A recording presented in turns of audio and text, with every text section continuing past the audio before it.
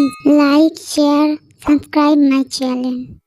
সুন্দরবনের জঙ্গলে টুনি চিড়িয়া তার স্বামী বান্টি পায়রার সঙ্গে বসবাস করত। তাদের দুটি মেয়েও ছিল। একদিন খুব ঝড় বৃষ্টি হচ্ছিল। তখন বান্টি পায়রা বলল, আমি কাজে যাচ্ছি, যদি কিছু কাজ পাই তাহলে আসার সময় কিছু খাবার নিয়ে আসবো। এই বলে বান্টি পায়রা কাজের খোঁজে বাইরে বেরিয়ে গেল। রাত গিয়ে সকাল হয়ে গেল, বান্টি পায়রা বাড়ি এলো না। টুনি চিন্তা করছিল, কিন্তু ঠিক তখনই দুজন এসে বলে যে জোরে ঝড় বৃষ্টির জন্য বান্টি পায়রার ওপর গাছের ডাল ভেঙে পড়ে বান্টি পায়রা মারা গেছে। এটা শোনার সঙ্গে সঙ্গেই টুনি মাটিতে অজ্ঞান হয়ে পড়ে যায়। এখন আমি কি করে সংসার চালাবো? ঘরে খাবারের কিছুই নেই। মা, খুব খিদে লেগেছে, কিছু খেতে দাও না। হ্যাঁ, আমাকেও খুব জোরে খিদে লেগেছে, সারাদিন কিছু খাইনি।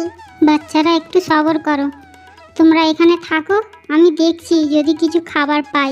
টুনি, দরজা খোলো। এটা তো দাদিমার গলা। দাদিমা এসেছে, দাদিমা এসেছে। বাচ্চারা কেমন আছো? দাদিমা, দাদিমা, এই দেখো তোমাদের জন্য কি এনেছি। টুনি, এটা নিয়ে যাও। টুনি ব্যাগটা খুলে দেখে এতে অনেক ধরনের খাবার আর ফল আছে। টুনি, খাবার তৈরি করো, আমাকেও খুব খিদে লেগেছে, সবাই একসঙ্গে খাবার খাবো। শাশুড়ি মা, আমি কিছু বুঝতে পারছি না যে আমি কি করব। ঘরে সব খাবারও শেষ হয়ে গেছে। তুমি যদি চাও তো আমার ঘরে চলো, আমরা সবাই একসাথে থাকবো। মা, আমরা সবাই আপনার ওপর বোঝ হয়ে কি করে থাকবো? বোঝ কেন? আমার ছেলে মারা গেছে, তো তার মানে এটা নয় যে তোমাদের সঙ্গে কিছু সম্পর্কই নেই আমার। শাশুড়ি মা, এরকম করে বলবেন না, এই বাচ্চাদের শরীরে আপনারই রক্ত বইছে। তো আর কিছু কথা না বলে কাপড় প্যাক করে আমার সঙ্গে চলো।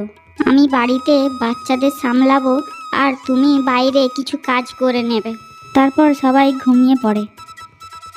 পরের দিন টুনি বাচ্চাদের নিয়ে তার শাশুড়ি মার সঙ্গে তার বাড়ি চলে যায়। কিছুদিন পরেই টুনি এক খাবারের দোকানে কাজ পায়। শাশুড়ি মা, আর চিন্তা করবেন না, এখন থেকে ঘরের খরচা আমি চালিয়ে নেব। টুনি দিনে দোকানে কাজ করত আর রাতে ওখান থেকে খাবার নিয়ে এসে সবাই একসঙ্গে খেত। বাচ্চারা চলো আমরা তিনজন মিলে মায়ের কাজে কিছু হেল্প করি। কিন্তু দাদিমা, আমরা কি কাজ করব? আচ্ছা দাদিমা, আমাদের বাগানে সবজি চাষ করলে কেমন হয়? হ্যাঁ, এটা তো খুব ভালো আইডিয়া বলেছো। তারপর তিনজনে সবজি চাষ করে। দেখতে দেখতে সবজি অনেক বড় হয়ে যায়। দেখো কত সুন্দর সবজি হয়েছে। এই সবজিগুলো নিয়ে কি করব দাদিমা? এগুলো দিয়ে তরকারি আর আচার বানিয়ে বিক্রি করব।